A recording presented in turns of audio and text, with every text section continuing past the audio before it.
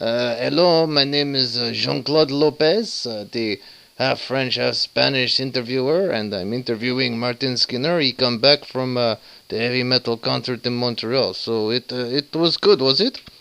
Well, fucking hell, it was good, wasn't it? It was absolutely fucking fantastic. I mean, there was bands and music and booze, and there was bands and booze and guitars and music. I mean, it had pretty much everything you can expect from a heavy metal festival. I mean, except for all the crap that is.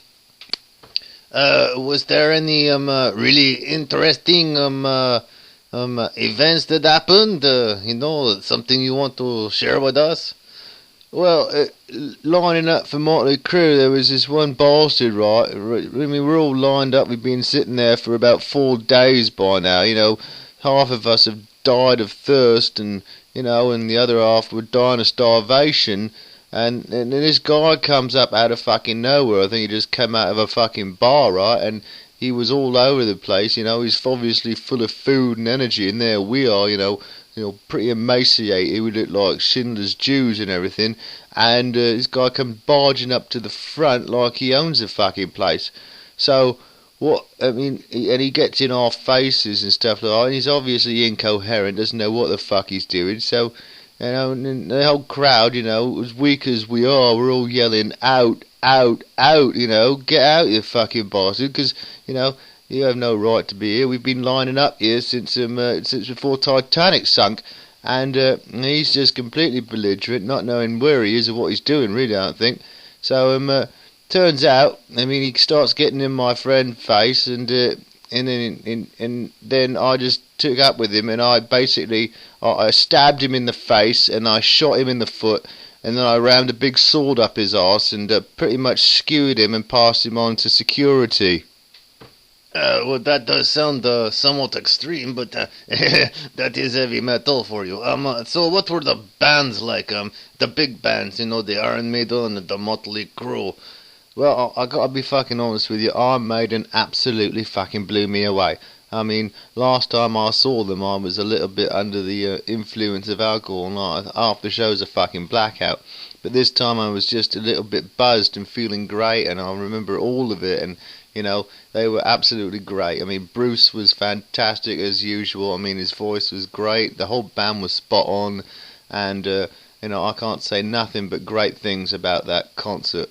Motley Crue, one of my favourite bands, but Motley Crue's more about attitude than anything else. And Vince was a bit of a dog fucker that night, and Mick was missing some stuff, and it was pretty obviously that they hadn't rehearsed for about 8 years, because it was pretty sloppy in parts. And but apart from that, now, I mean, it was nice to see him up close, especially after skewering that fucker in the arse with the sword. I mean, that was great, because I'm not sure what happened to him, but it was a great feeling.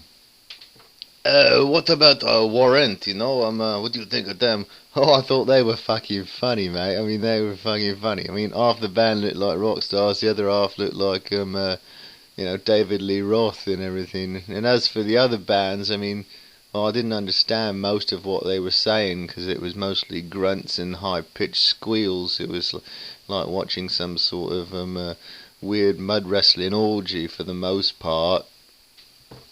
Any interesting stories outside of the heavy metal concert from the city itself? Well, yeah, actually after the first day, after Iron Maiden, we're on a big high, right? So we get back to the hotel room and we drink like 8 bottles of fucking alcohol. I don't know how much it was. I mean, it seemed like that. Maybe it was just 2 or 3 bottles. I know I had at least 3 bottles of scotch. So then we decided to go to the strip club, right?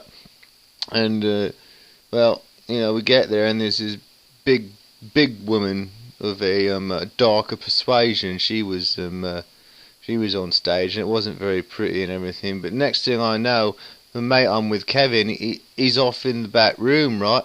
And he actually doesn't show up till like 10 o'clock the next morning. He says he spent $15,000 on this one girl, and of course his bank card only goes up to a certain amount, so he actually had to wash dishes in the strip club for the rest of the night to pay for this girl.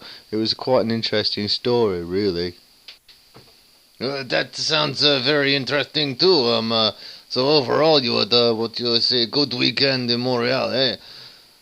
Yeah, it was absolutely fucking fantastic. I mean, I'll do it again in a flash, just, not too soon, it gets kind of tiring after a while.